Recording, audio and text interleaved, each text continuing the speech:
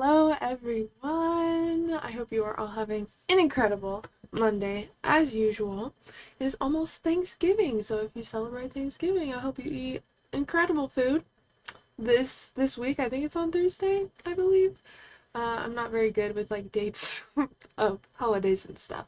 But happy holidays everybody. It snowed for the first time yesterday this year, and so it's getting really cold. So hope you guys have tons of comfortable hoodies this winter.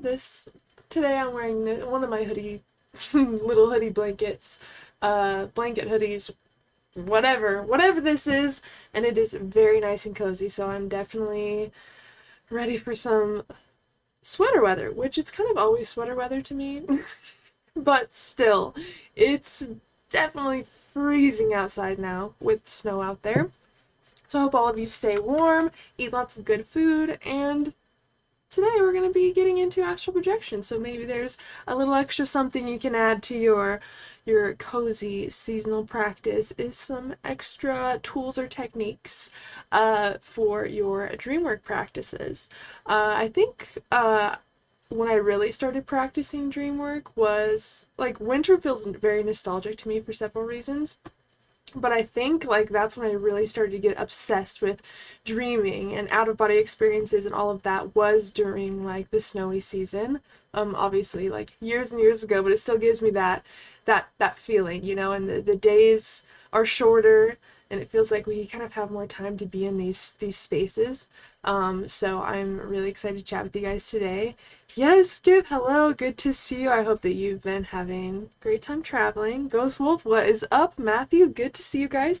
Oh, before we get started, I just want to let you guys know that the app did launch for the first program for the app that I've been working with. There's going to be tons of stuff on this app from me, including guided breathwork sessions, guided meditations, dream work audios, so little like 5, 10, 20-minute audios talking about all the things, you know, how to write your dreams down in the morning or how to recall your dreams that you've forgotten. There's little audio guides for like walking you through lucid dreaming techniques before bed and how to plan out your dreams, just little bite-sized pieces of information of everything dream work, sleep, personal development, astral projection, all of the things are going to be on there. But the first official program, so like set of audios that I am presenting to you guys through Peak Audio, which is the app I'm working with, is a 7-day meditation for DreamWorks challenge. So this is going to be 7 days where I basically guide you guys through several different types of meditation and ways to explore dream work and different altered states of consciousness. So here is the link, and it is already at the top of my link tree and stuff, and I redid my link tree. You guys will have to let me know what you guys think about it. I think it's pretty. I think it's pretty.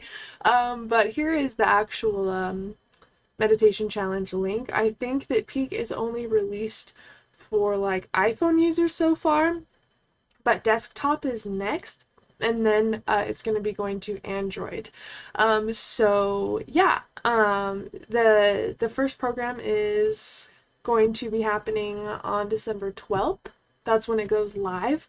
And what's cool about Peak is I feel like I have so much control over being able to create a community on there, be able to release the stuff that I want to on there, the stuff that feels important to me, the stuff that I feel like you guys want to see or to have for your dream work practice. It's super exciting. So this is like the first official thing that we're launching on the app.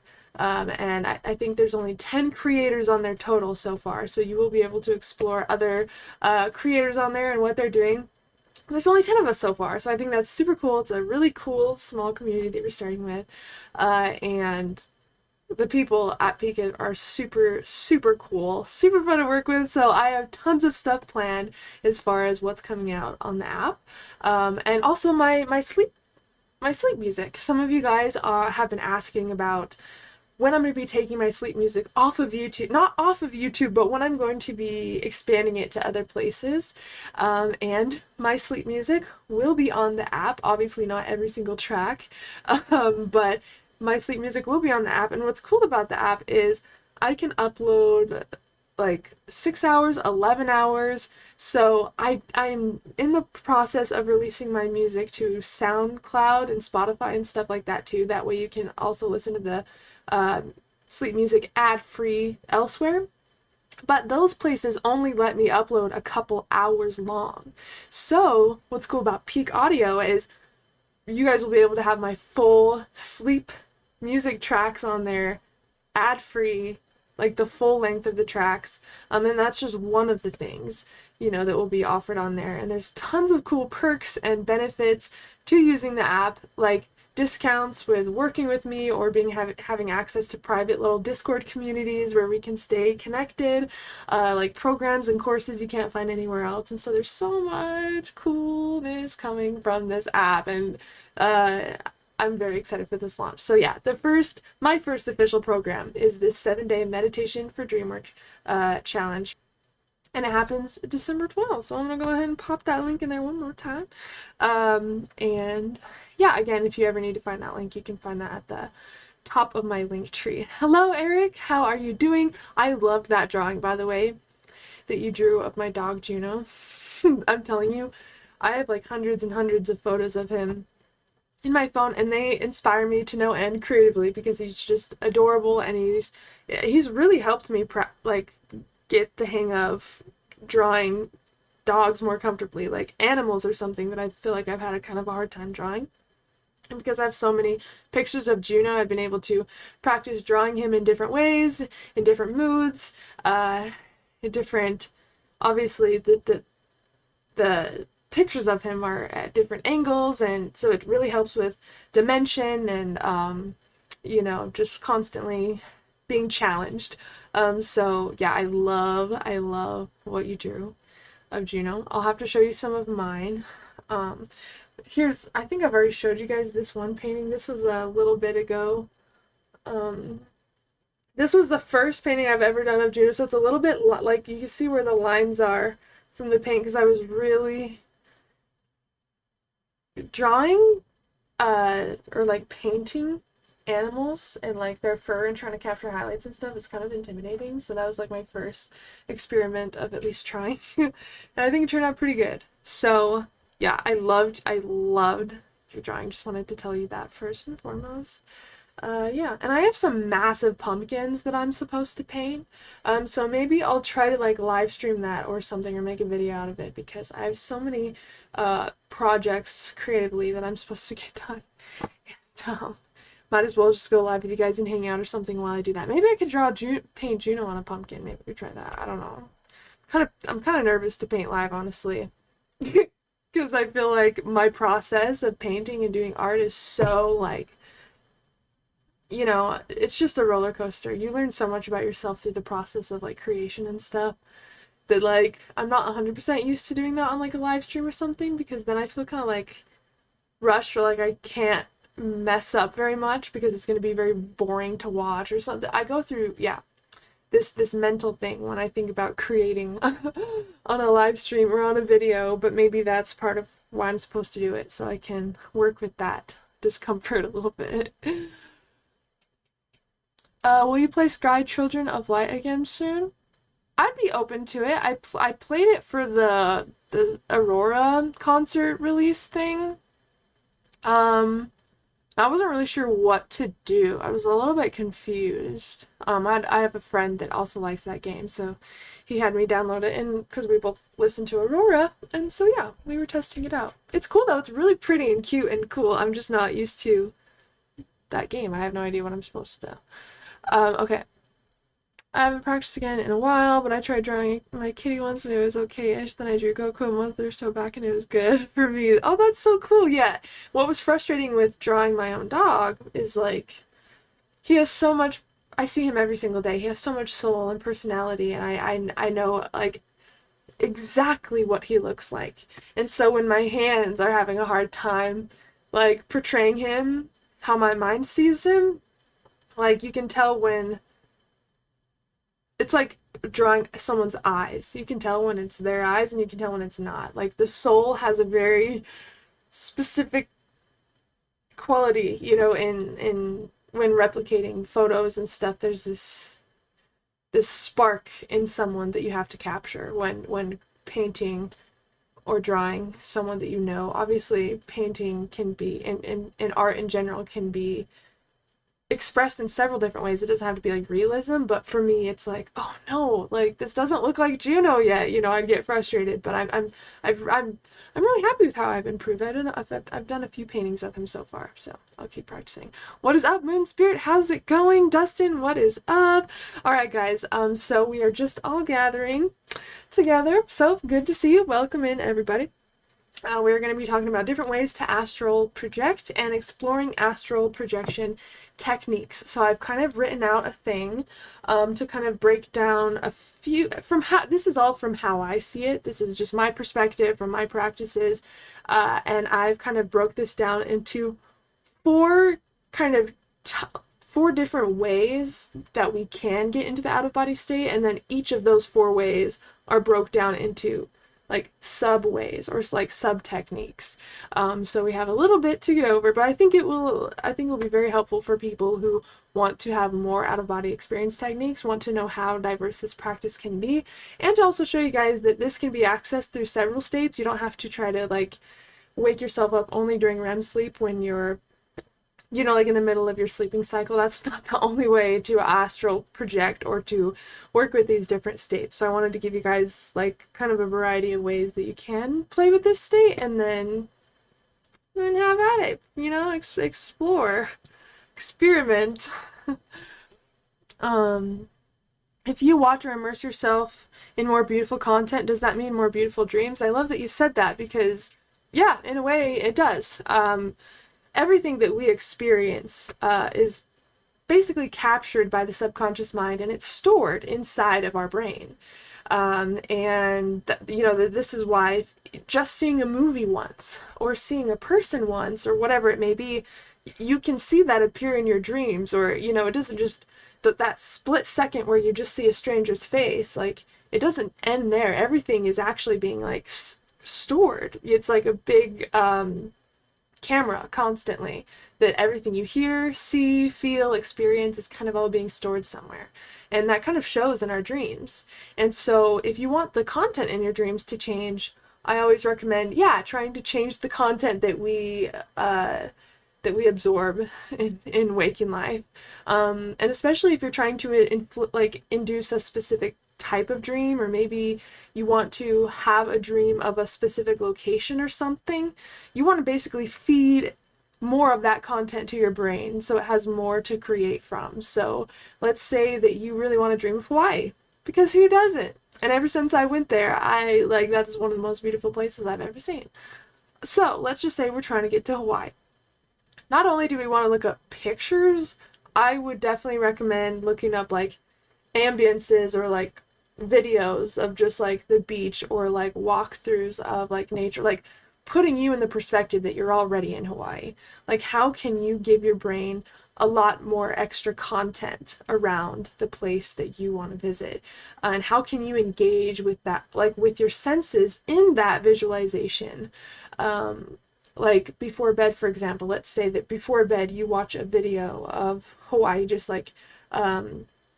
a video of the ocean. You can hear the ocean, you can see the ocean. Now, because this video can provide you with two different types of like stimulus for your senses, vision and audio, you want to create the other senses in your imagination when you go to bed and envision this video. You want to now imagine the smell of the salty air at the beach. You want to feel the sand between your toes. You want to imagine feeling the sun on your skin. You're adding to the content that you've given your brain through this video, and that will definitely influence your dreams, especially if you do this more than one night, if there's somewhere you really want to dream, or you really want to go in your dreams. Not only should we engage with that content how we can in waking life, but also finding ways to expand the feeling of being there when we're going to sleep or in our meditations. You know, what senses aren't really like engaged when you're just watching a video, and how can you make yourself feel like you're in that location with using those senses as well. I hope that makes sense. But yes, you can definitely change the content of your dreams by changing or adding in more content during the day. So there's 4 main ways to, from my perspective and from my practice, to get into an out-of-body state. And again, each one has its own like subcategories. There's a spontaneous experience. And again, we're gonna go through these, so I'm just gonna do them one at a time actually, instead of going through the bullet points. Okay, number 1 is spontaneous. So this can happen by randomly waking up out of body. You literally just went to bed and all of a sudden you wake up and things just look different, or you're standing in a different perspective of your room, or it almost feels like a dream, but it feels a little bit too real to be a dream. Maybe you guys, those of you watching, maybe some of you have thought that you've never had an out-of-body experience, but you've had an experience like this. It is possible to have an out-of-body experience without, number 1, consciously inducing it, even remembering the experience, and also leaving your body. You don't have to leave your body to be able to have an astral experience. There's been several times where I have like what I consider an out-of-body experience without fully leaving my body. It's the craziest experience, and you know that you're not dreaming once you've had a lucid dream and once you experience something like this. So that's definitely one way to have a spontaneous experience, is randomly waking up out of body. Another one is bouncing between being in a dream and being out of body. So again, this is still in the spontaneous category because you're not trying to induce this experience. It's just kind of happening on its own. And something that used to happen to me a lot when I would try to induce an out-of-body experience is I would go back from being in a dream to being in another perspective in my room, like out of body. And then it's almost like I would just like blink and I was back in that dream. It's almost like both things were happening at the same time, but my consciousness was moving between them. It's very odd. I remember the exact experience for this actually. This was in my other apartment, and I was trying to, sorry, I always have Juno's fur on my nose, and I'm always like going crazy. It was at my last apartment, and I was trying to induce an out-of-body experience during the day. So I already had a full night's rest, and this was like probably 2 or 3 hours after I woke up for the day. I remember falling asleep on my back with, I would use a sleeping mask and I would use earplugs, and I would fall asleep on my back.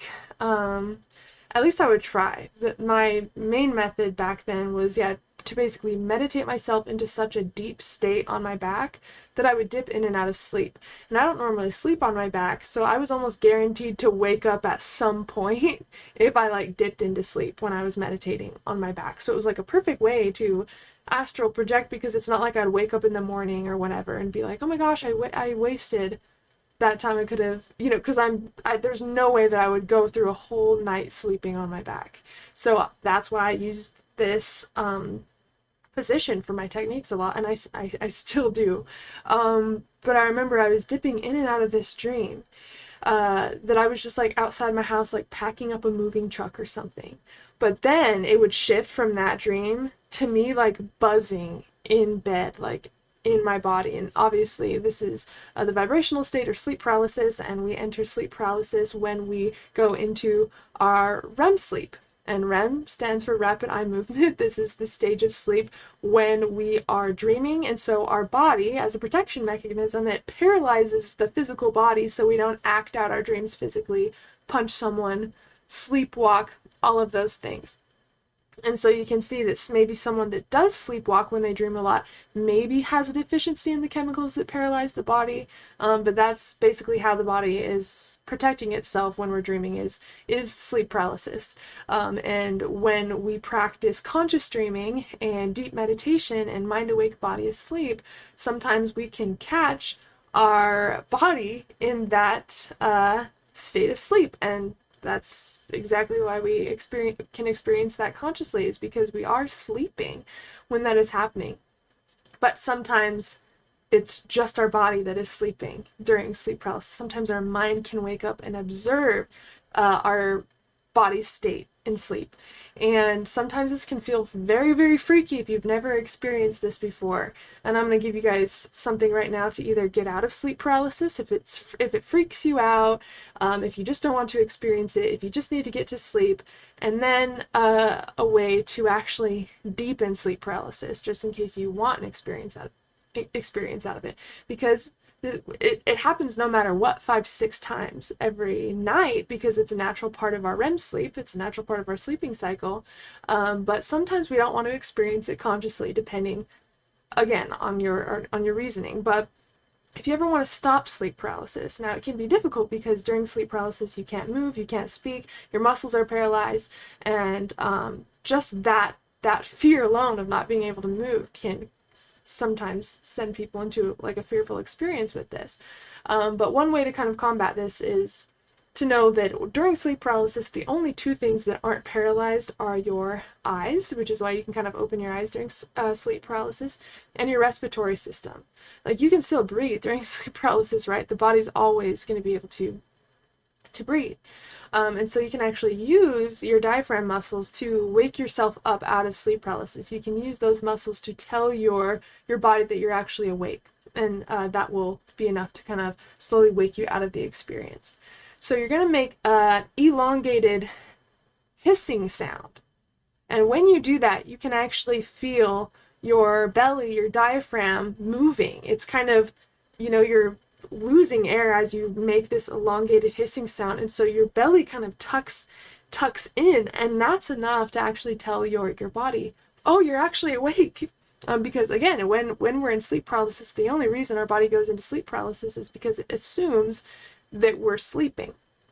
And usually our mind falls asleep before our body, so we're not usually conscious of that process. But when we do become conscious of that process, we notice the different phases that the body goes through to prepare for sleep. So if you're wanting to ever get out of sleep paralysis, then just make a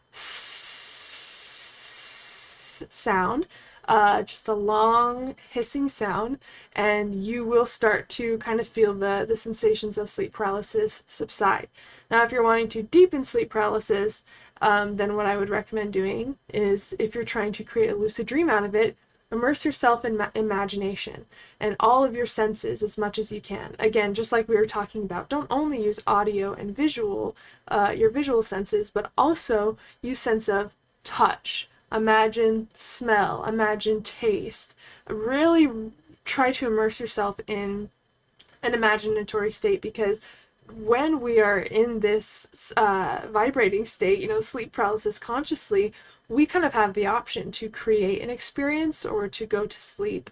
And if you just start using your imagination, the brain's going to think that's a real experience, because again, your brain can't tell the difference between something we're imagining, something we're dreaming about, or something that's actually happening. And so if you can start to create an experience for all of your different senses, your brain's going to start to pay attention to what you're doing, and you're going to be able to maintain conscious awareness through the liminal state, so through the in-between state of awake and asleep, and you're going to be able to consciously go into a dream. And a lot of times you can create one through the colors you see. We see colors and flashes of light and little dream images, and you can actually harness that to create a dream, to induce a fully conscious dream. And so that's what I'd recommend doing in sleep paralysis, if you're wanting to create a dream, and if you're wanting to try to play with out-of-body experience induction, then I recommend focusing on movement specifically. Perception and movement. Perception in the sense of imagining standing in a different area of your room or your house and looking at something. Just kind of shifting where you believe you are, where you believe you are standing. That's something I like to do in sleep paralysis when working to induce an out-of-body experience. Or opposed to just perception, you can also imagine physical movement from the position you're at. So let's say that you imagine slipping out of bed very, very slowly. Sometimes it's helpful before you even have this experience is to lay in bed and slip out of bed physically, really slowly, just to see what it feels like, so you can recreate it in your imagination when doing this technique. So you can imagine slipping out of bed, you can imagine rocking in a hammock, you can imagine any sense of movement that really feels strong and potent to you. It's going to be slightly different for everybody, but the more real something can feel, the higher your chances are of success. So if you're having a hard time visualizing something in particular, maybe move to something else that feels more realistic. And again, this is sometimes why it's nice to prepare before your technique. You can look up videos, again, of specific places you want to imagine going, and that way you can really cut out some of the work and imagine what you saw and just tie in some of your own sensations into it. You can even, if you have a swing or a hammock or whatever, you can be in that before your technique, and then take yourself there again and imagine that same movement. And it's really interesting what starts to happen. You really do start to feel that movement, or you start to feel the sand between your toes. You really start to physically feel your imagination coming to life, and that's where it kind of gets freaky, because then you're like, wait, am I dreaming? Wait, what's going, like, you actually start to question where you are and if you are dreaming, and that's obviously when you can tell that it's working. So bouncing between being in a dream and being out of body, that was the second point that we touched on for spontaneous experiences. Another way that people have spontaneous experiences is you remember the experience in the morning but not during. So there's some people who have had an out-of-body experience, but they don't remember until way later, or they remember in the morning, and then they start to pick up the pieces, and it almost feels like a dream, but dreams definitely have kind of a different flavor to them. They feel slightly different. And so some people will not be conscious during the astral experience, but they can recall it in the morning. Another way to have a spontaneous out-of-body experience is through anxiety. It's not only through conscious induction that people have out-of-body experiences. Sometimes it can be induced through like anxiety or panic attacks. Now, it's similar to a near-death experience, but the only difference is you are not like physically in danger. Sometimes when people have like a very physically traumatic experience, whether it's like a car accident or whatever it may be, sometimes that is enough to induce an out-of-body experience, because there's such like shock or trauma happening. And we don't know exactly why near-death experiences happen the way that they do. But it is interesting. And if you guys ever are looking to hear about experiences, as far as near-death experiences and stuff and people's stories, there is this channel, I think it's either called Anthony Chain or Anthony Peak or something, on YouTube, and they go over people's out-of-body experiences. So let me see. Oh yeah. Okay, yeah. It's Anthony Chene Production. Anthony Chain Production. But he makes a lot of YouTube documentaries of people's near-death experiences and stuff. And it's really interesting because it is the same state as what we're doing here. It's just induced, obviously, in a completely different way. We're still shifting our perspective out of our body. We're shifting our awareness away from our physical body. It's still the same thing happening. It's just a different experience as far as how it's induced. And obviously, it's probably going to feel a little bit different, inducing an out-of-body experience consciously, opposed to one that's induced through trauma. That's just another way that this phenomena happens. So keep that in mind. I've never had that happen through anxiety or anything, thankfully. I did have a near-death experience that I've talked to you guys about when I was 18 years old, during my crazy party phase, and that was a very, very weird, interesting experience. It almost felt like a dream. It's very interesting. I don't think I left my body fully, but it was this very weird dream slash, I'll have to get into it again sometime. I know I've talked about it a couple of times, but I still don't know exactly how to explain that experience. But it's interesting to see how the experiences can differ on such a massive scale. So those are several ways that you can have a spontaneous out-of-body experience. Now we're getting into mind awake / body asleep state. So that's one of my favorite ways to induce an out-of-body experience, because you are harnessing both states, sleep and wakefulness. You're basically finding the perfect balance in between both, and you're maintaining awareness there as your body deepens its relaxation and as your mind stays stimulated. This allows you to consciously observe the different states of consciousness that are accompanied with sleep and deep relaxation. It's kind of weird to observe for the first time, because usually our mind is asleep as our body is falling asleep. But now we are staying awake as we observe our body falling asleep, and so that comes with several different experiences. But one way to induce out-of-body experience through the mind awake body asleep state is using wild. So just like you can use wild to induce lucid dreams, that's what it stands for, is wake induce lucid dream. You can use that exact same technique to induce an out-of-body experience. The only difference is once you reach the vibrational state and once you start to see the colors and flashes of light and dream scenes form, instead of putting more attention into those and imagining a dream scene as visually as you can, you're going to again kind of do what we talked about before, which is imagine a switch in your perception or physical movement.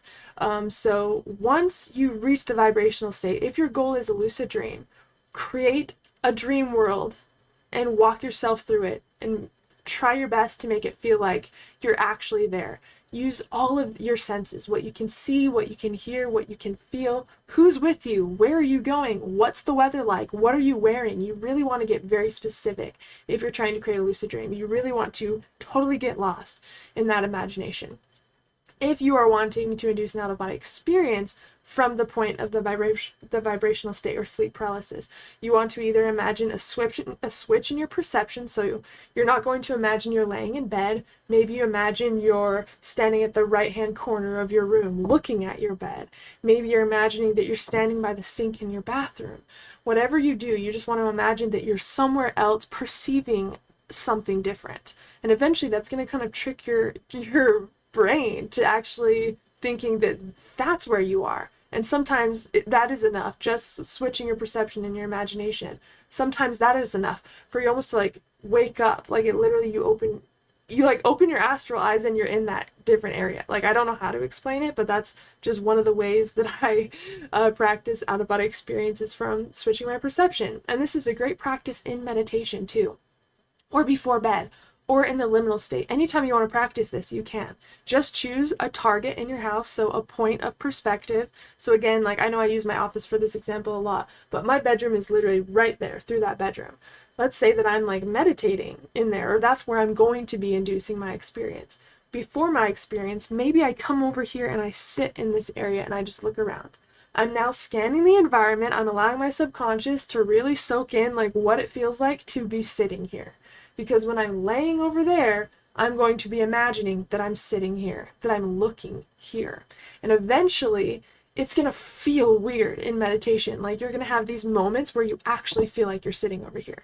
And then maybe you feel yourself in bed again, but you're going to have these moments where you actually trip yourself out because you are feeling this like shift of perceiving a different space in your environment. It's super crazy. But that is one incredible way to induce an out-of-body experience. The other way through the vibrational state is by imagining movement. So imagining you, again, sitting, like laying on a hammock, or sitting in a swing, or jumping on trampoline, like whatever it is, you want to imagine movement as strong as you can. Eventually, you're going to feel that movement from the comfort of your bed. If you imagine swinging in a hammock long enough when you're in meditation, eventually you will have moments where you're like, wait, did I just move? Like, you will have little moments where you're like, wait, I just felt myself, like, it starts off as just like little moments where you're like, whoa, what happened? And eventually, as you keep going and with practice, you're going to feel the full imagination of what you're doing. Like, if you imagine that you are slipping out of bed, eventually you will feel it, and you will start to actually question if you are slipping off your bed and if you should open your eyes to check to make sure that you don't fall on the floor. I've definitely done that several times. It feels that real. That's what's so crazy about this. It feels more real than you could ever imagine. And just one experience like that, you're gonna be like, oh my God. So that's what it's like just that split moment of that perception switch or feeling that movement is enough to like get you motivated to keep you going, because then you know it's real. Like the moment you even feel that, you know that it's real from that point on. But those are, so again, we covered 3 different things you can do when you're in the vibrational state to use mind awake, body asleep for this. You can use wild, and then you can either take that to a lucid dream, or you can use it to induce an out-of-body experience. And how do you do that? From the mind awake, body asleep state, you imagine switch of perception or movement. That's what you do to induce an out-of-body experience. And for a lucid dream, you imagine a visual that's engaging all of your senses, a walkthrough, a story, something that will, another world that you're immersing yourself in. And again, these are all just part of my practice, is like how I see this, how I induce these states. Like these are just kind of what I've learned over the years of like what seems to work. So we covered spontaneous, mind awake, body asleep, and now from inside of a lucid dream. This is the third technical way that you can induce an out-of-body experience. And again, like each of these categories has their own subcategories. So there are several ways to induce an so if we're being very particular, then let's see.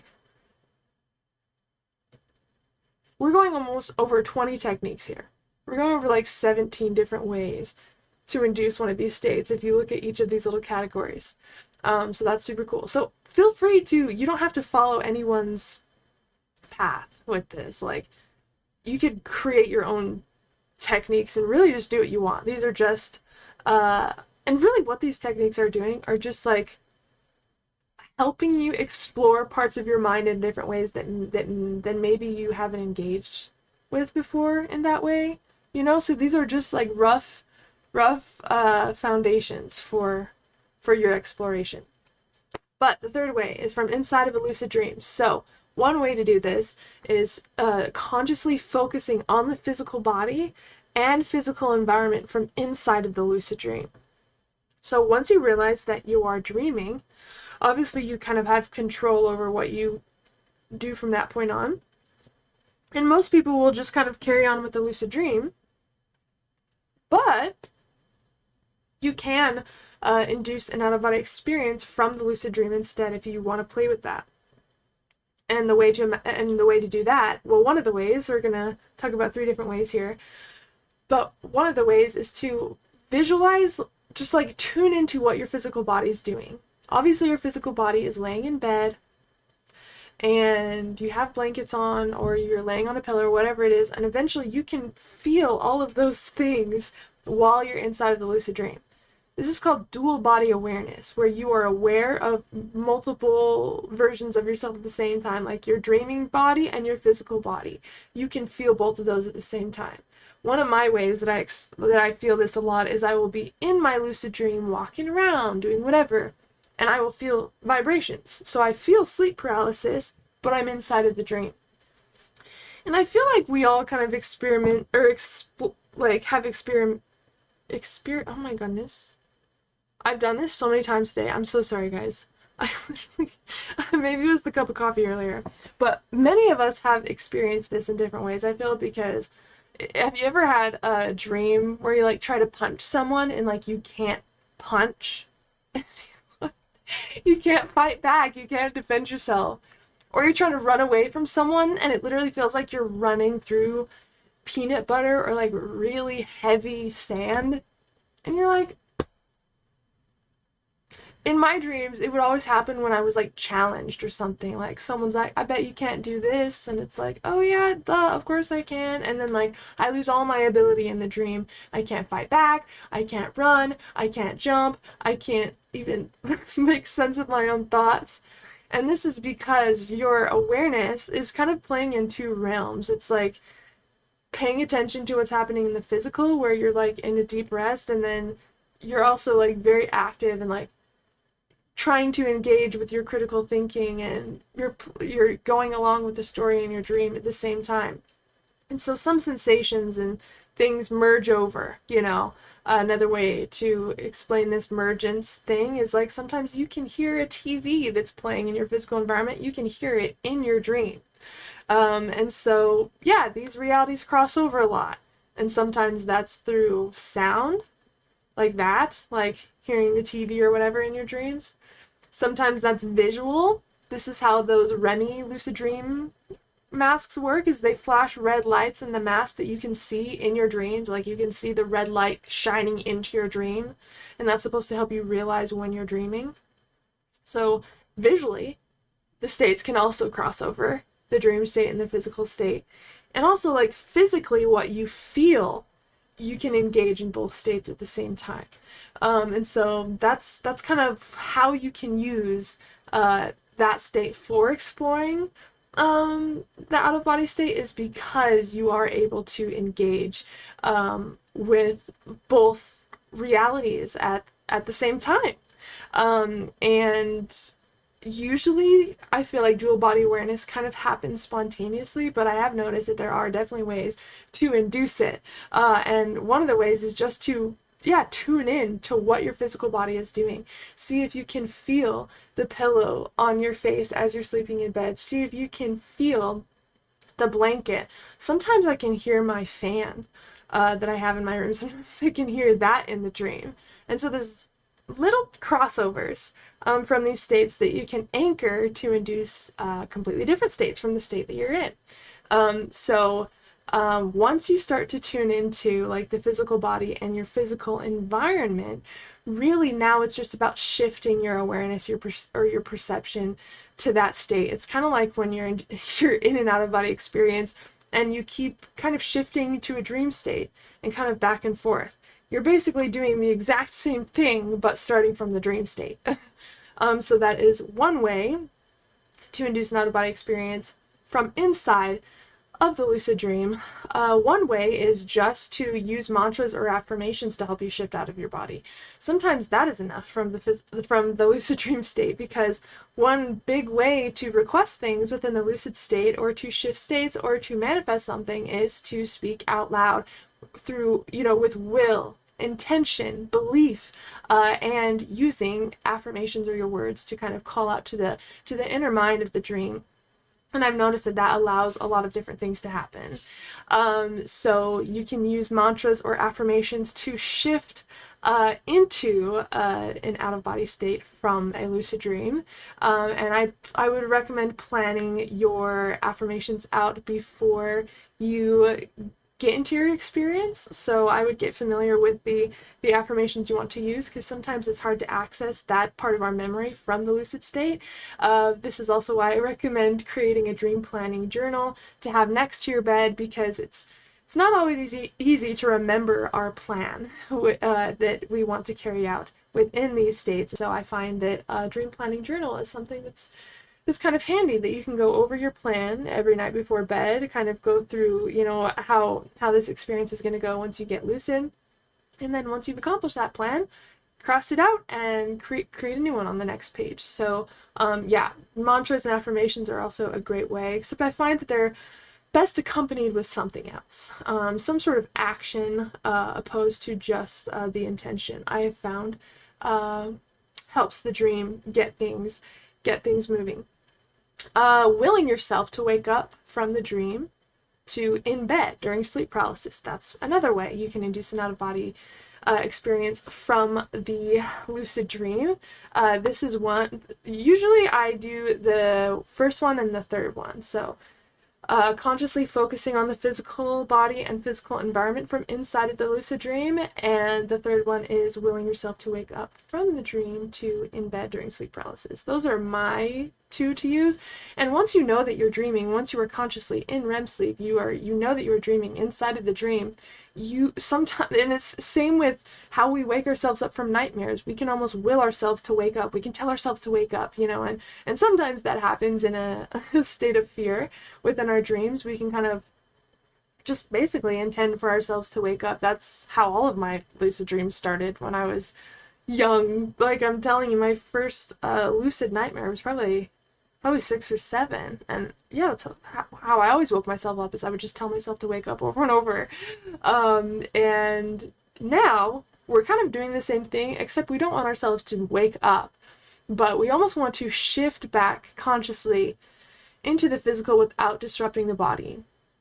So, and this is like what we wish could happen when we're trying to induce a lucid dream or something from waking up out of sleep. We wish we could just like wake up and not move the body, not open our eyes, like not create any sort of extra stimulus. That's what we wish could happen for these techniques. Being conscious in the lucid dream kind of allows you the best chances to have that experience when you will yourself to wake up, because you don't go from an unconscious state, just like a non-lucid dream, to wakefulness and then try to remember that you don't want to move and you don't, like, you're coming from a conscious state to a conscious state. You're conscious inside the lucid dream. You know that you're trying to will yourself to wake up in kind of like a meditative state. You go from that immediately to being conscious in your bed. So there's no gap of awareness that causes you to, forget the plan. That you wanted to kind of allow yourself to still maintain the vibrations when you wake up. So that is the third way, consciously or willing yourself to wake up from the dream to in bed during sleep paralysis. And again, in the lucid dream, you're basically going to will yourself to wake up in bed. You're going to kind of shake yourself awake in a way where it's like you're adding a little bit extra energy to the dream to kind of shake yourself gently out of it. And again, a lot of the times that can happen very easily just by realizing that you are dreaming. And a lot of the time, just from the point of knowing that you're dreaming, you can usually easily wake yourself up. It's a lot harder, I feel like, to stay in the dream longer than to leave the dream sooner than you need to, honestly. Okay. Thank you, Jay. I appreciate it. What is up, Higher Alignment? How's it going? Let's see.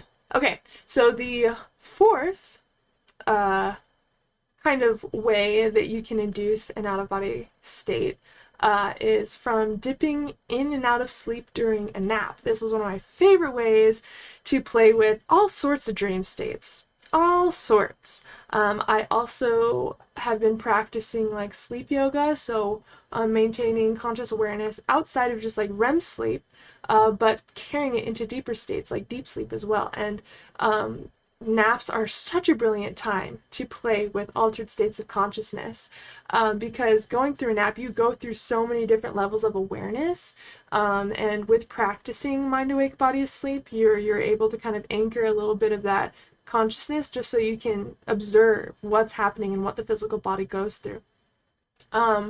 But during a nap, these are some of the things that you may experience, and this is when you're dipping in and out of sleep during a nap. So this is one of my favorite ways to play with because it's very easy to do. You can do it at any time. You can do this after you've had an entire night's sleep, like 10 hours of sleep, and you can do this and it will still work.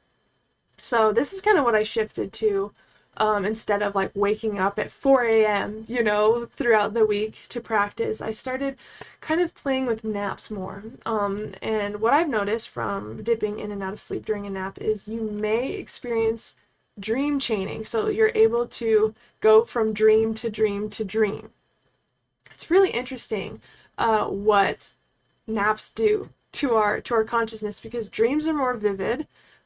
We have a lot more clarity, I feel like, and recall is higher during naps. And I feel like this is also because you have a lot more energy coming from a state of like having a full night's rest, you know? You're not going from you're not trying to maintain mind awake, body asleep when you have no sleep under your belt. This is why when people say, hey, can I try to lucid dream or induce out-of-body experience before bed? It's like you will almost 100% fall asleep. So you might just be wasting your time. I would recommend getting a full night's rest and then practicing sometime during the day, like on a day off or something. And just letting yourself dip in and out of sleep. For me, again, I like to meditate on my back and be really comfortable because I can fall asleep pretty easily, but on my back it's difficult. I don't sleep on my back at all. I pretty much only use it for techniques.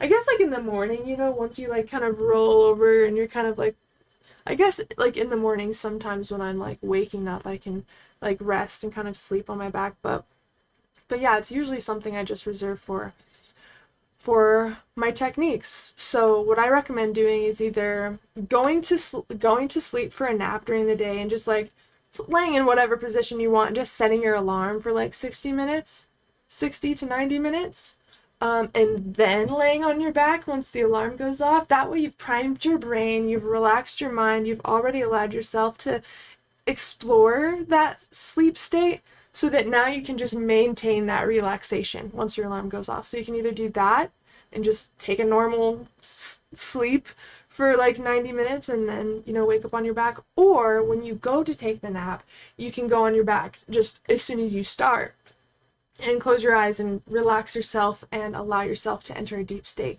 When I start that, I don't tell myself, okay, I'm about to have an out-of-body experience. Okay, I'm going to go into a lucid dream now. I actually try to remove all of my intentions and all of that for that, because like it makes it so much harder actually to induce one of those states if you're like trying really hard to induce it or you're like focusing really hard on it.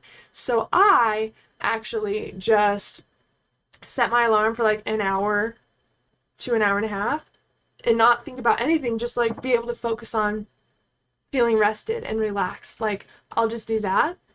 And then when my alarm goes off, that's when my only job is just to stay aware and just to notice what happens and to focus on how incredibly comfortable and relaxed I feel right now. Like you want to give yourself very minimal things to focus on.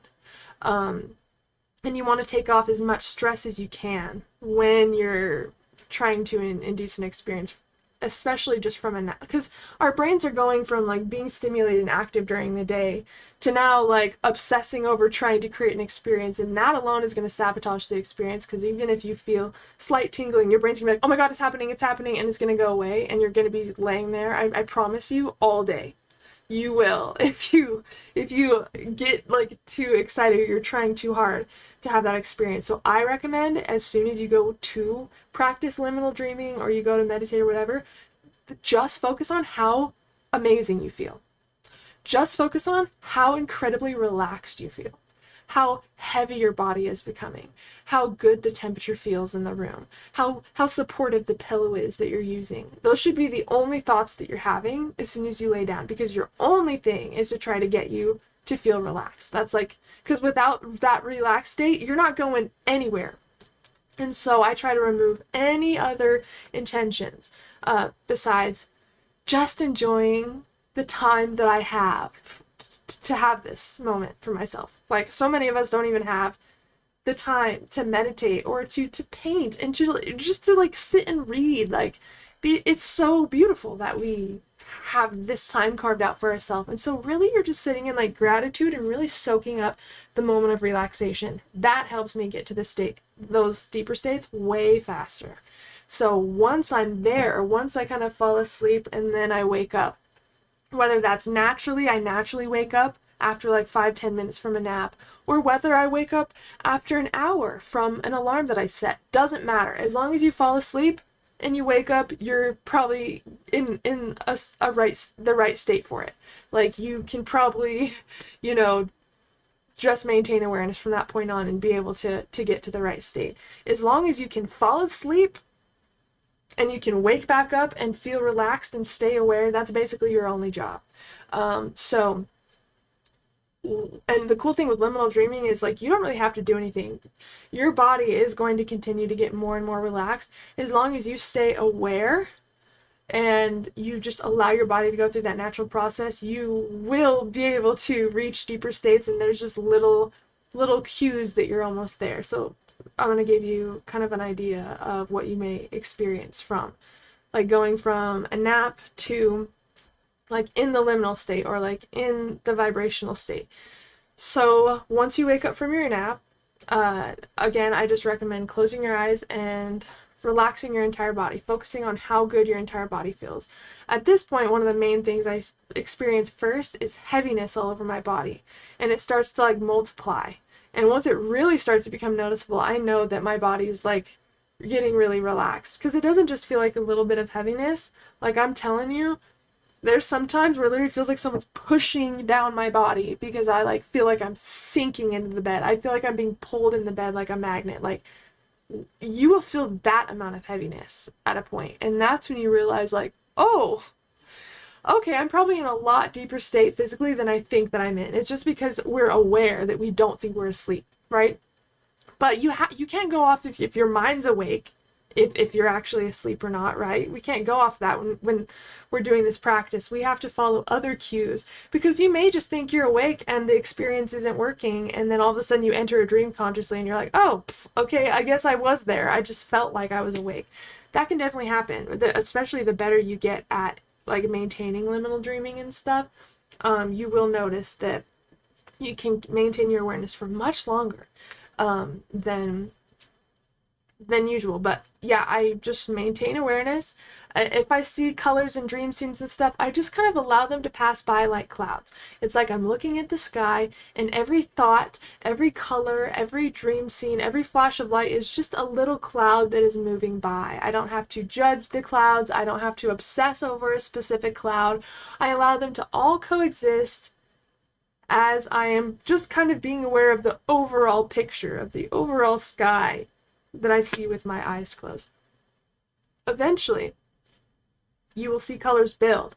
You will see colors change, get more vivid.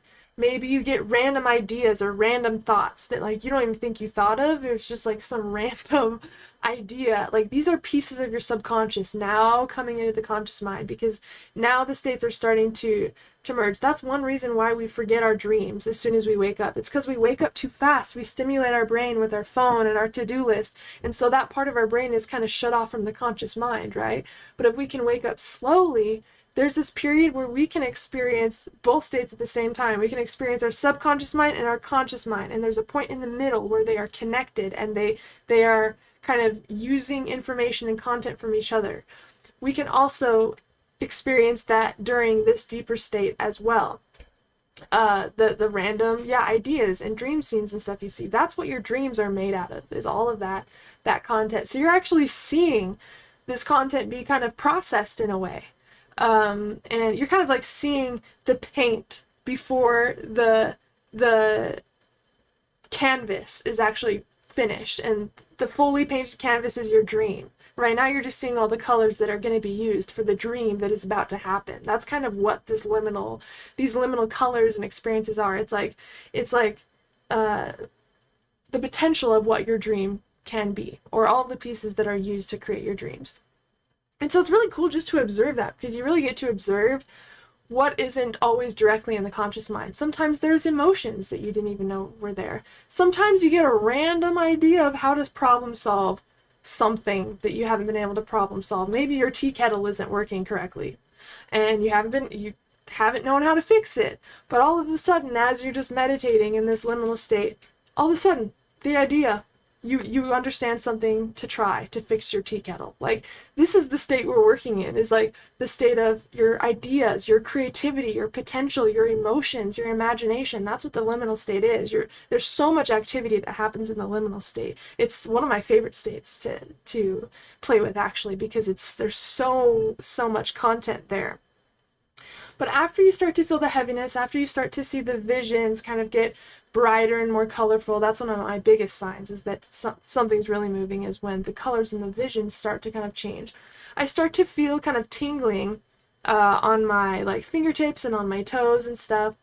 And you can kind of almost manipulate this tingling into turning into the vibrations. You almost just imagine that this tingling is getting stronger and covering your entire body, and that it's starting to turn into this like strong buzzing sensation. You almost just imagine that happening, and then you can actually feel it happening. And you're like, is this because I'm imagining this, or is this what I'm actually feeling? That's how powerful our imagination is. It is in these states, we can imagine something, and all of a sudden we feel it all over our body physically, and it's like, is this actually happening, or is it just because I'm imagining that?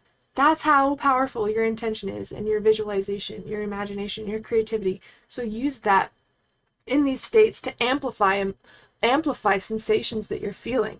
So if you feel a little bit of tingling, buzzing, see if you can even use your breath to, as you inhale, it's coming up your body like waves, and then all of a sudden the tingling on the exhale spreads down your body, and you're just using the energy, the natural flow that you feel to create different sensations in the body. So now you're just playing with the mind and the physical body, and how intention can kind of manifest physically is really interesting to watch. And it's the same with out-of-body experiences, imagining swinging in a hammock. Eventually you really do start to question if you forgot that you fell asleep in a hammock, because it feels so real. It's really, really interesting. But after you start to feel that tingling and the really intense heaviness, this is where I start to hear auditory stuff. So sometimes I'll hear like a super high-pitched noise. Maybe I thought I heard like a little clip of a song and then it stopped. Maybe I hear my name. Maybe I start to hear like a door open and shut.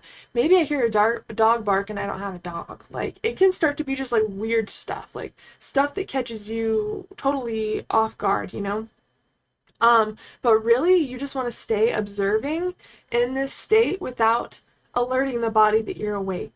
Because the only reason you're accessing these deeper states of sleep is because your body believes that your mind is asleep. It wouldn't start the vibrations and the chemicals that create sleep paralysis. It wouldn't start those if it knew the mind was awake, because one of the body's jobs is to protect the physical body and the mind during sleep. And so it only wants to induce sleep paralysis when you are asleep and dreaming, so it can kind of protect you. And so you almost want to pretend like you are asleep. You don't want to let your body know that you're awake. You want to remain as calm and as still as possible. You will notice that you don't need to take in as much oxygen when you breathe when you're in this state, because when you're sleeping, you don't need to take in as much air. So you have to remember that even though your mind's awake, you're sleeping. And you have to let the body do what it naturally does if you want to allow the states to deepen. And so you may notice maybe your breathing feels a little bit different. Maybe you feel like you're not breathing. I promise you, you're totally fine. Your body knows what it's doing. Again, it's just your conscious mind observing an unconscious process, something that happens without you even having to try. So your body definitely knows what it's doing, and it does this every night, even when you're not conscious of it. So just letting your body do what it knows how to do, and just letting go of the stress of that is definitely something I recommend doing. One other thing is, I also noticed that a temperature changes. So maybe you get like a wave of cold chills in this state, and that's what I experience. That's one of my signals that, like, oh, my body's falling asleep, is I'll get like one single wave of cold chills. And again, that usually happens like kind of right before the auditory stuff starts happening. But the auditory stuff is one of the very last steps before I feel full-blown like sleep paralysis / vibrations. Sometimes at this period it's normal to like dip in and out of sleep, and then sometimes when you like wake up but your eyes are still closed, you wake up in full vibrations. And so really just allowing yourself to gently be guided into deeper states just from maintaining awareness, and playing with your imagination. That's all you really need to do in order to induce out-of-body experiences this way. One other thing is, you may induce an out-of-body experience from like dipping in and out of sleep during a nap. I promise you, is one of the craziest ways that you can play with this, because it's almost always fruitful in some way. I always experience something weird, whether it's from a dream, or just a normal non-lucid dream, you know, or maybe it's a lucid dream, or maybe I have this weird experience where I like switch perceptions for a second right before. I'm telling you, there's gonna be shit that happens that you're like, I don't know what happened, but something crazy happened and I want to do that again because clearly something was working. You're gonna experience you're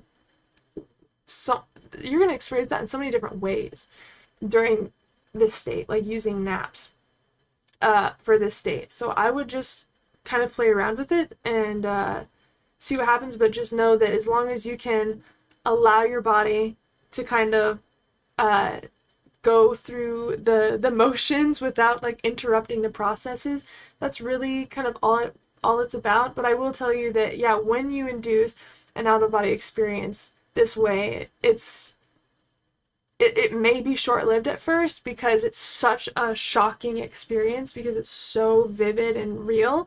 One of the best things you can do is to stay calm, to keep your body regulated. It's going to feel like your heart is beating completely out of your chest during sleep paralysis. And there have been times where I've like woken myself up just to feel my heart, because it feels like, I'm telling you, it feels like everything is on overdrive. It's the craziest experience. But I woke up and no, my heart was like just very normal. But it feels like everything's like, you hear crazy sounds, like your body feels like it's vibrating, your heart feels like it's beating out of your chest. I mean, it's such an intense experience that the best thing I can tell you is just to practice staying calm and maintaining awareness. Staying calm and maintaining awareness is going to be the main things. One other thing to note is, just like sleep paralysis and lucid dreaming, astral projection also happens in a thought responsive state. So how you feel and what you think amplifies what happens and influences what happens. So if you ever feel fear, which is a normal part of playing with the unknown, you know, states that we haven't consciously like traveled in, I will tell you that you're 100% safe though. Our biggest enemy in this experience is our own emotions, because our own fear, our own belief systems that we have, our own expectations, that we can use that to our benefit or to self-sabotage our experiences, because if we think it can create it, you know. And so I'd say the biggest thing to watch out for is like what emotions you allow yourself to sit in, you know. And if you feel fear, it's only because you're accessing think about what's actually happening when you're practicing to induce an out-of-body experience and you're feeling fear. Of course you feel fear. This is a crazy experience to be floating on this planet right now, not knowing how we got here, not knowing who we are really, not knowing really anything about reality or our mind, and then all of a sudden now we're able to like travel outside of our physical body using just our perception during weird sleep states. Like, who made up these rules? You know, it's a very weird thing. So just tell you, like, it's very normal to be scared, right?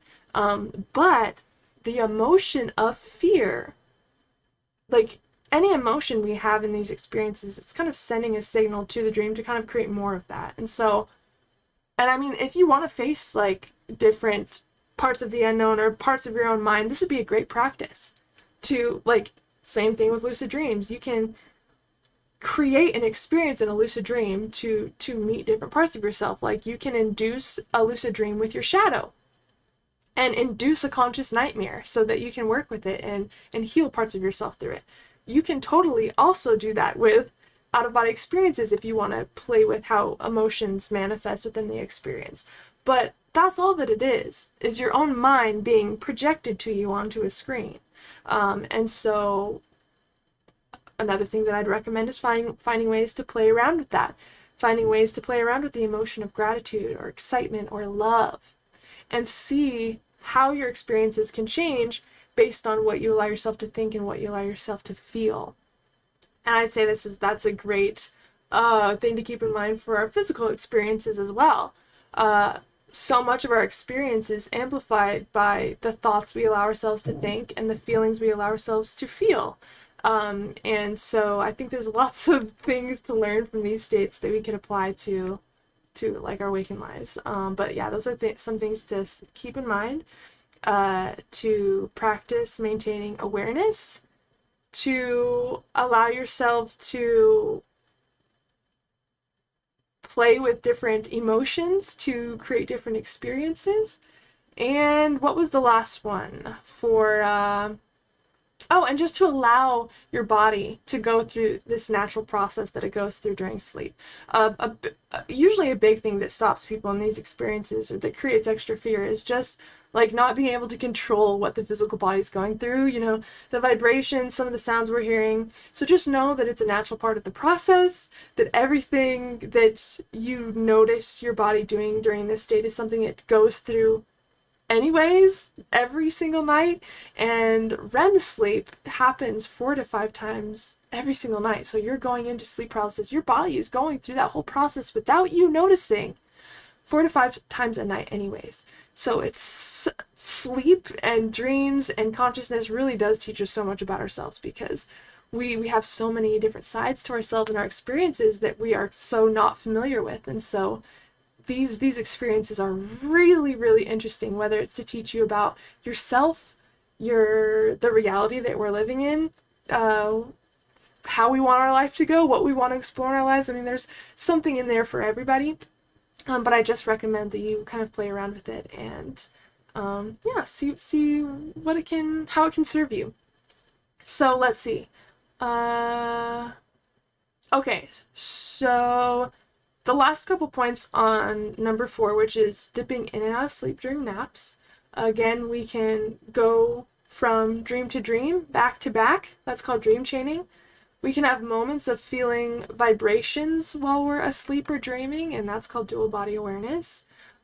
It's possible to wake up in the vibrations at any time, like literally anytime you wake up, it's possible to wake up in REM in the vibrations. So just remember what I was talking about with how you can stop sleep paralysis, how you can amplify sleep paralysis, how you can turn it into a lucid dream or an out-of-body experience, or how you can just maintain the in-between state, the liminal state. Just keep those little things in mind, because you never know when they may come in use. You may just wake up tomorrow and in sleep paralysis, you know, and maybe you didn't plan out what you wanted to do next time you're in sleep paralysis, and so you just kind of feel overwhelmed and fumbled until you woke up. I've totally been there, and that's why I always try to have some sort of plan. That way, when I do have an experience that is unexpected or that catches me off guard, I kind of have an idea of how I want to use it.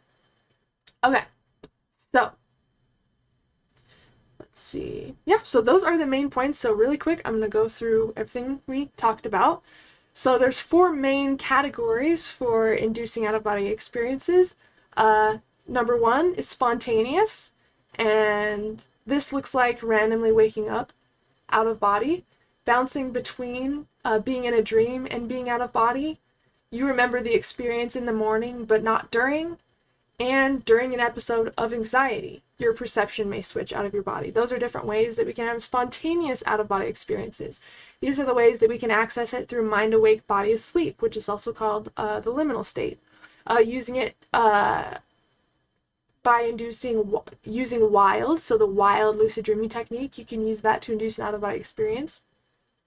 Maintaining awareness into sleep, or targeting REM sleep before doing a technique. So with mind awake, body asleep, it is totally possible to, again, use this before you even get into bed, during the day, or let's say that you wake up during REM sleep. You can go back into a meditation in the mind awake, body asleep and induce an out-of-body experience that way. The next way is from inside of a lucid dream. So to induce an out-of-body experience from inside of a lucid dream, you can consciously focus on the physical body and the physical environment from inside of the lucid dream. You can use mantras or affirmations to help you shift out of body, or you can willingly wake yourself up from the dream to in bed during sleep paralysis. The last way is from dipping in and out of sleep during naps. So during this, you may go from dream to dream, back to back. You may have moments of feeling vibrations while asleep or dreaming. You could just wake up in the vibrations altogether, or you may wake up during a full-blown out-of-body experience. So, a little tip also that I have noticed, I seem to have more sleep paralysis experiences or be able to access the vibrations easier when I have like deep kind of music playing, like delta waves or something. So on my second channel, the Lucid Mystics Sleep Music, I've created my music into different playlists. I'm still working on getting all the videos into those playlists because I have hundreds of videos. I'm trying I'm trying to go through and get them in those playlists. But the deep sleep playlist is something I found specifically some success with. I think it's just because of those really low, kind of rumbling, buzzy tones that it's almost like you can feel the bass, like when it's playing, like you can almost feel it vibrating through your body. And I've found that hearing that and using my imagination, I can almost turn that into vibrations or something similar to that in a way. Okay, let's see. Hey, I just want to come here and say thank you so much for the beautiful sleeping music. I use it every night. You're the best. Buddha, I love you. I love seeing you. I always see your comments, and it is so good to hear from you. And thank you so much for listening. I love seeing your comments. I love seeing which ones you enjoy. And I definitely look forward to creating more music for you guys. Of course, of course. So good to see you all. Oh my goodness. I don't know if you're still here, Higher Alignment, Aaron, but I'm so sorry I didn't see this message. Yeah, I was, sometimes on Mondays I go live a little bit later, depending on what I have going on. So if there's anybody, by the way, that is curious of when I'll be live or when I'm live streaming, I always post in the Telegram group if I'm going to be late, if we're switching times for our live streams, whatever it may be. I do kind of post updates in there. And Eric, do you mind... if you are here, do you mind posting my Linktree link in the chat? Would love that. My Linktree is where everything's kind of being stored right now. I'm almost done with my website, so soon everything will be on my website. Oh no, Shay! Oh my gosh. No worries. Well, it's good. It's still good to see you, but yeah, we always seem to catch each other right at the end. Shay, are you in the Telegram chat? I'm not sure if you're in the Telegram chat. Eric just posted the link to my Linktree. But if you click on my Linktree, let me see what it actually says. On my Linktree, oh my god, I have so many links. I'm so sorry. This is annoying to go through. You'll see Telegram community group chat. I have so many links on here. Oh my god, I'm actually excited to get my website so you guys don't have to scroll through this. But it looks cute. I hope you guys, if you guys check out my Linktree, let me know what you think. I made a little floating through space animation for the back. I think it was super cool. But anyways, on my Linktree, there's a Telegram community group chat.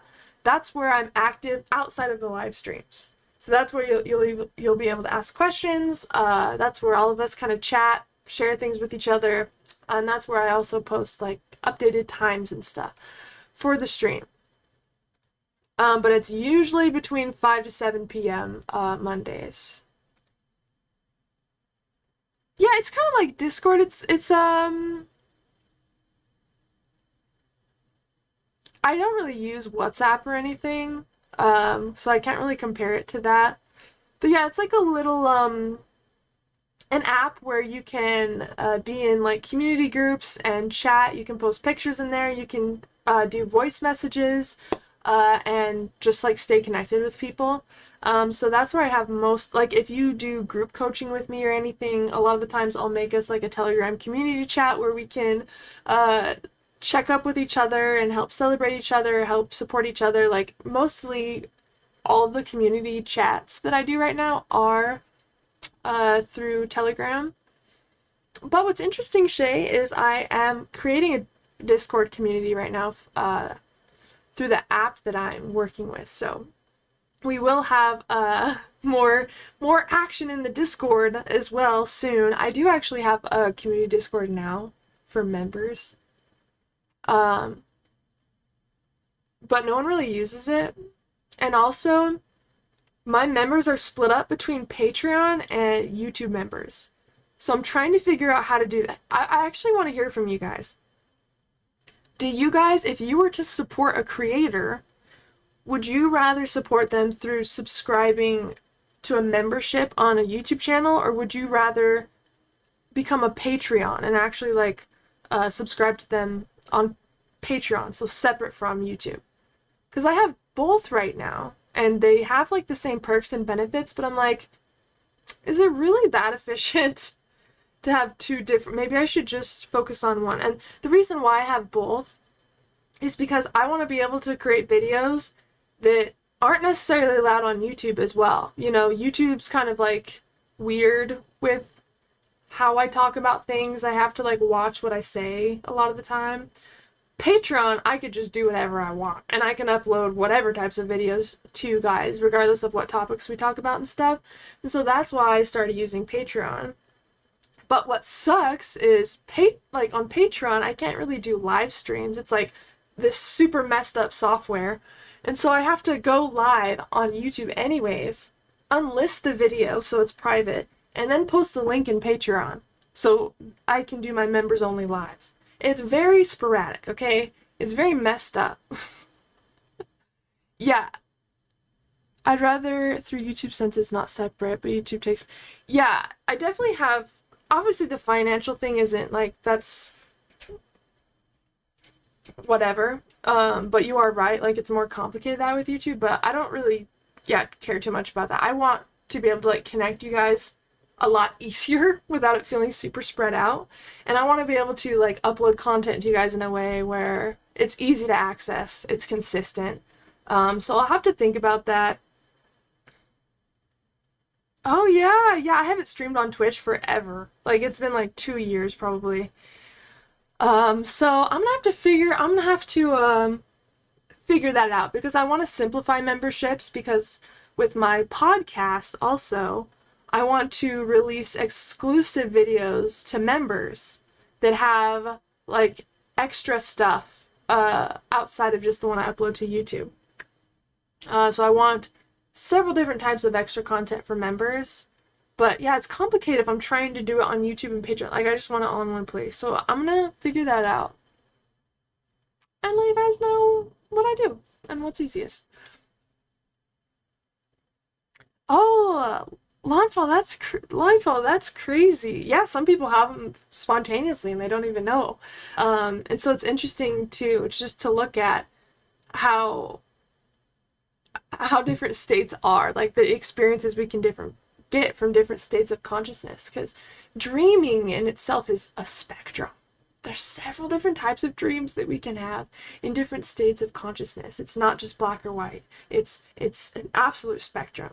And I found that with how you can induce out-of-body experiences as well, is also like that, because you can also switch your perception and have these weird experiences without it fully being an out-of-body experience. I'm sure some of you have heard of remote viewing, you know, where it's kind of like an out-of-body experience, except it's just like your point of view that's shifting. It's not such a visceral and like physical experience of like exiting the body and going on this experience. It's more so like you still feel your body, you're still in this realm. You're almost just like meditating to some sort of point and like gathering information. Yeah, so it's slightly different, but it's a great practice if you want to start practicing perception switch, doing that type of work. I actually feel I've remote viewed before when I was a child. Yeah, and a lot of the like I told you guys, a lot of the games that I would play, you know, when I was little, like, I called them, I don't use the word psychic anymore because I don't really like that word. I usually call it, like, intuitive now, but, like, I used to call them, like, psychic games when I was little, and it was basically just intuitive games that I would play with my friends to see if we can guess the color or the place or the texture that the other person was thinking of, or if you could guess which card this is. It was just like a lot of that type of stuff. And so I think, yeah, I was doing these weird things and accessing these weird states before I really knew that I was. And yeah, a lot of them, like, I think I've talked to you guys a lot about this, but there was this one specific game that I would play a lot. It was like an energy ball game where you would like sit across from somebody and you would like close your eyes and rub your hands together until you can like feel that static, you know? And you would basically create this like ball of energy while your eyes were closed, and you would fill this ball with like any color, any texture, any emotion, any place, like any animal, like whatever you wanted to like put in this energetic ball. And once it felt super strong, the other person would literally put their hands out and you would literally give this ball to them and they would pick it up, and you can feel like it's so weird. You would be able to like immediately feel like the vibrating sensation coming from this like energy ball. And then once they hand it to you, or once you hand it to them, the other person will be able to like sense what is in this ball and tell you what you put in it energetically. And so that's something that I did a lot. And I'd play it with friends. I got my mom to play it with me, and I think I didn't even know that it was such good practice for what I would be doing later in my life. I had no idea. But yeah, I think, yeah, there's lots of ways to kind of explore that more intuitive sense, you know. And when it comes to perception, playing with perception, like, we think that what we're experiencing is real and solid right now until we play with perception or different states of consciousness, and then we actually start to question what we thought we knew. And the first time I had that perception switch thing happen, I'm telling you, like, I was obsessed. I wouldn't shut up about it. I remember it happened, yeah, still while I was dating Chance, but it was just, like, the trippiest thing ever. And again, we can access it just from relaxing and closing our eyes. That's what's cool about liminal dreaming, is it's so accessible. It is so accessible. And it's also such a great state to play with your problem solving and creativity, like I said. I've already told you guys this, but I'm literally going to get this tattooed on me. I'm literally going to get "there's always a way" tattooed on me, because I'm telling you, I say that all the time because I'm always trying to find a solution to something that appears to have no solution, but I don't believe that. I always believe there's a way to solve something, or to look at something differently, or to fix something, use something, whatever it is. And even if, yeah, something breaks or something inconvenient happens, I will find creative ways to, I'm like Bob the Builder in my house. I will rack my brain of everything that could work, any little item or anything that I could make shift into a solution for the thing that I'm trying to work on. And during this state, it, like, we don't think that we're problem solving subconsciously, but even if I'm like, that sucks, that broke, I wonder how to fix that, and then I forget about it, I'll literally be in a liminal dream or something and be like, okay, pick this from your closet in the box in the back that you haven't touched for 2.5 years. At the bottom, there's tongs in there that can be used for this and then this. Now, go to the kitchen drawer that's under, like, it's very specific instructions. It's super weird, but I will literally get dreams of this, or I will have these moments in liminal dreaming where, like, something that I've been trying to unconsciously solve, or something that I've been trying to figure out, it just comes to me in like in the most specific way possible. But yeah, I know it's gonna work, because it literally shows me in my head like how it's gonna work. And it's like, I'm like, oh my god, I could be coming up with the craziest inventions. Why am I racking my brain on how to use a K-cup because I don't have a coffee maker? Like, these are the things that I'm solving in my liminal dreams, is how do I use my chai K-cups when I don't have a coffee maker anymore? And it solved it. I'm telling you. I'm telling you. We have a little Einstein in here that's always waiting to come out and help us with our little problems that aren't really problems. But you can also use it for bigger problems. That's what's cool about this state, is it really helps you at whatever level you're looking for. It's really interesting. We like Bob the Builder. Yeah, of course. And I have so many little weird things around here, and little weird knickknacks and boxes of shit that I haven't touched for a while in my closet, and it's like, somehow, some way, it always comes in handy, somehow. So yeah, even if you just want to explore how to, maybe if there's a problem that you already have, that you're trying to solve, that you haven't thought of a solution for yet, even if it's something as small as like the towel rack broke in the bathroom and now you can't put both of your towels on the rack. How are we going to solve this? Like, think of some weird, obscure issue you have, and see how you can fix it. One problem I have, which I don't really know how I'd fix this with the actual item I have, but I love baths. I love luxurious baths. And I got this cool, like, bath mat thing that's, like, cushioned and, like, kind of cool, and has, like, a little pillow thing on it. But the little suction cup things don't stick to the bottom of my tub. because they have like the little bump things, you know, the little grippy thing. And I didn't realize that before I bought it. And I'm like, how can I get this to stick to the bottom of my tub? I have these little, this like really strong tape stuff that's almost like glue. And I would like cut it in little pieces, and I would just put one little piece on the bottom of the suction cups while the bathtub's dry. That way I could just push it down. It's kind of like halfway glued, halfway suction cupped on there. I was like, it's gonna work perfectly. No, it doesn't. As soon as the water heats up, the little tape thing heaps up, comes off. So I haven't been able to use that mat. So I use my liminal dreaming state to solve these issues that I'm experiencing. Okay? That's my current thing. That's my current little issue that's not an issue. But I'm giving it to my brain to marinate with, you know, just to come up with a little solution. It will. It's very interesting. So find a little issue or something little or big, whatever.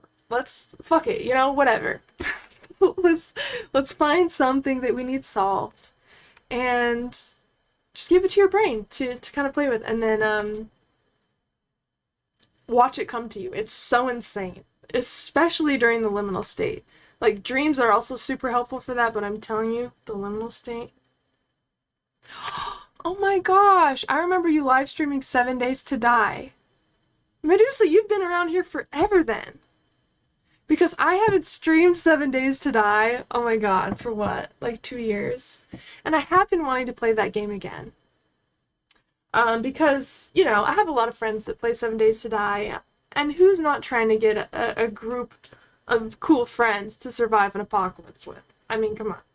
Right? So if there's any of you that play 7 Days to Die, and you need a friend, I'd be down. But we should live stream that again. I should do it on my YouTube, though. I haven't streamed on Twitch forever. Twitch is, like, kind of a whole other beast. I streamed on there for, like, a year. But it was so different than YouTube. And the people on everything about it is different. It's a whole other world. It was very fun, though. But I wouldn't mind streaming on YouTube. You can just, I know copyright sometimes with games is a thing, but you could just live stream most video games, right? On YouTube. YouTube's kind of the weird one with all of that, so I'm not too sure. Fuck it, let's try it. I also really enjoyed doing Superliminal on here. I wish that it was longer. I know I streamed for like 2.5 hours playing that game. Oh my god, what I would give to go through that experience again. To, like, have my mind melted because of, like, you guys need to play Superliminal. If there's anyone in here who has not played Superliminal, you're literally basically trapped in a dream. There's this company who is playing around with lucid dreaming and dream therapy, and you're one of their test subject, and so you're sent into basically this dream world. And it's like an escape room / simulation game that is the only way you can like escape each like room or level is like bending your mind to perceive the world in a completely different way so you can get out. It's like very puzzly, escape roomy, dreamlike, very trippy, super cool. One of my favorite games ever. Oh my god. Incredible. And you learn a lot about dreams throughout that entire journey. So, hey. Over the past week of dreams, I have had 2 amazing ideas. Really? Oh my god. We should all keep a little notebook of like the games that we get through our dream, or like not the games, the ideas that we get from our dreams specifically, and just to compare to see how they differ from like the regular ideas or aha moments we have. I think that'd be interesting to see like the difference in creativity or perspective, you know what I mean? That game looks so good. I know, dude. Oh my god. I really hope they add to it because I have played through that game. I'm like at the point where I can almost speedrun it. And now that's not okay. I really need more games like that. What are we doing? It's so cool. It is the coolest experience ever. And hey, they have a co-op They have a co-op option. So if any, I cannot talk today. Holy shit, I'm so sorry. I have no idea what's going on. But anyways, they have a co-op option.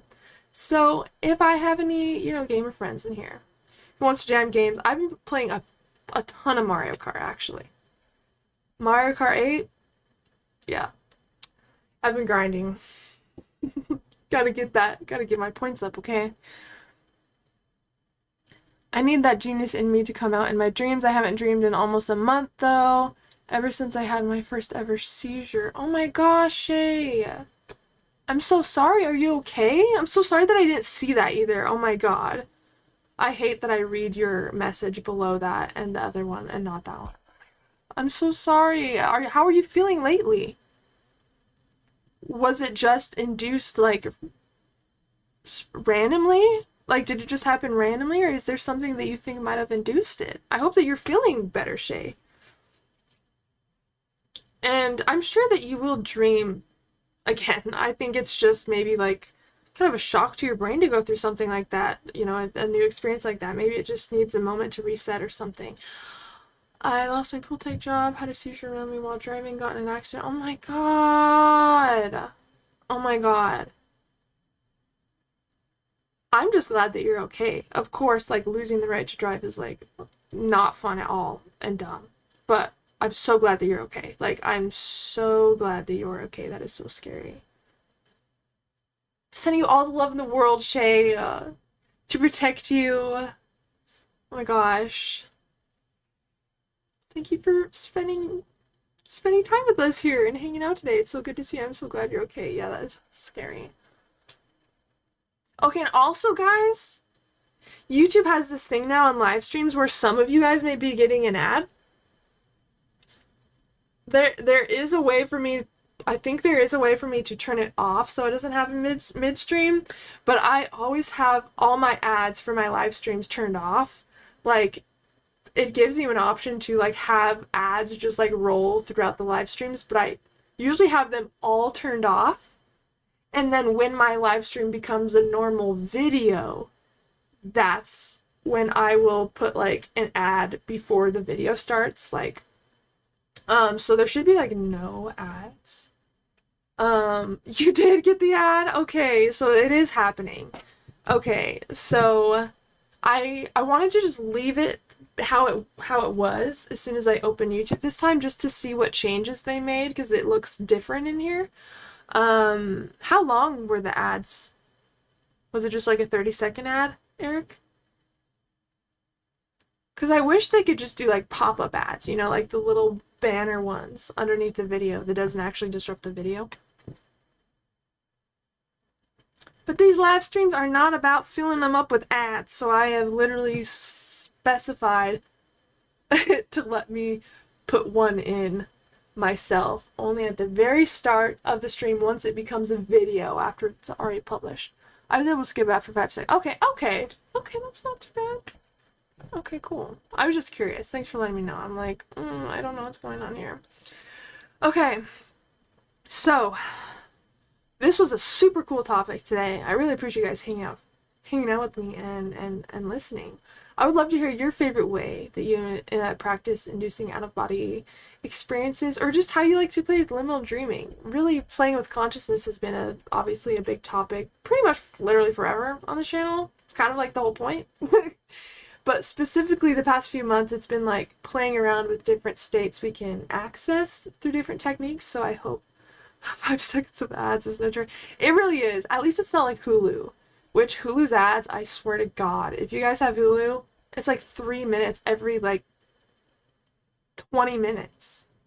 I swear.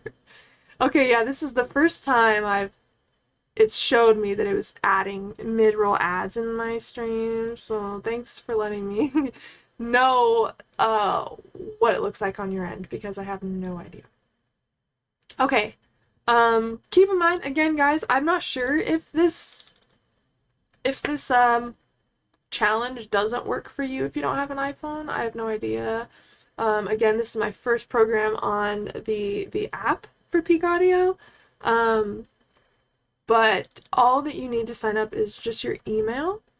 And so I wonder, for those who don't have an iPhone, I wonder what would happen if you sign up for me. I'll have to test it. I'll test it myself to see, because it's already live. The program starts on December 12th. So I'm gonna try to test that before then, just to see. But yes, it is live, 100% for iPhone users, and I will test it out for the rest of us. And yes, it's not only going to be programs on there, but it's going to be a whole community. So if you're looking for, it's going to be all audio too. So like all audio guides, guided meditations. I want to create bedtime stories. Like I want to make little bedtime stories on there that you can listen to before bed to induce positive dreams, or to help just kind of set your mind for the right space that you want to be in before going to sleep.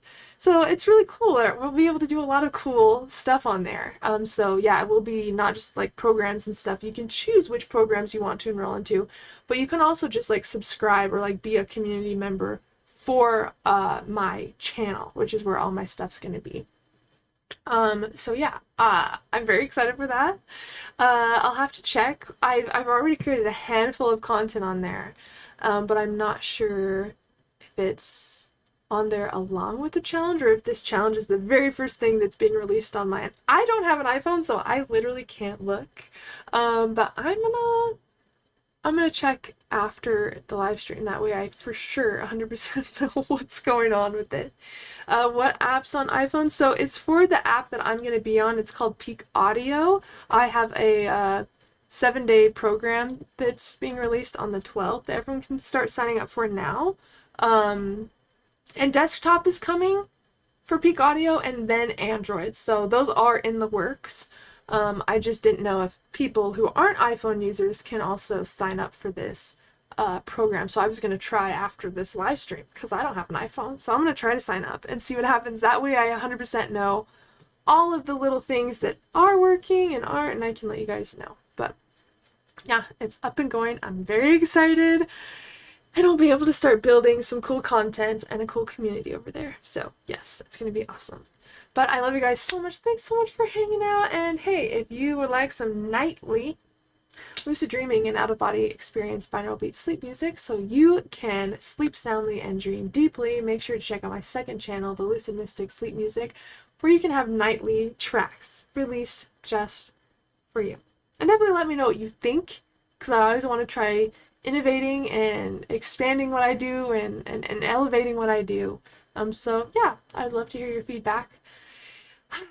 And that's it, folks. That's a wrap. I'll see you guys this upcoming Monday, and I will chat with you then. Again, happy holidays, everyone. I love you. For those of you who celebrate Thanksgiving, happy Thanksgiving, and I'm grateful for you. That's all you know to know. When did you update the link tree? Last night, Eric. Doesn't look cool? I was so excited about it. Yeah, I think it looks good. Thanks, Shay. Thanks for being here. With all the love in the world, you are great. So good to see you again. Thank you all for chilling with me. But yes, Eric, thanks for looking at the link tree. I was pretty happy with it. Oh, by the way, little thing. I'm also getting into juggling. Pretty cool. I've been practicing a lot of poi spinning, and I got my juggling set today. So hopefully I can start giving you guys some cool entertainment that you deserve. And a new app link. Yep, that's right. So I'm very excited for this program. I have no idea what to expect from it, but I know that it's going to be incredible and beautiful, and I can't wait to see all of those of you who sign up and spend time with me. And those who do sign up for the program, there's lots of perks and benefits. You get a discount on mentorship with me. You get exclusive sleep tracks and lucid dreaming / dreamwork checklists and techniques, and there's lots of different benefits from joining me over on Peak Audio. But my favorite perk of it is that I get to spend more time with you. So I'm very excited. How about juggling knives? Okay. I like where you're trying to lead me. You're like, you should try juggling knives next. Got hacky sags. I'll work up to it just for you. She might make the cut if she did that. Alright guys, just for you. You're right. We got to keep elevating. I just said it. We got to keep doing things crazier. So I appreciate you, Law, for keeping me on my toes. I know you got my best interest in mind. Alright guys, I love you so much. I will see you this upcoming Monday. Stay lucid, my friends, my beautifuls, and I will see you later.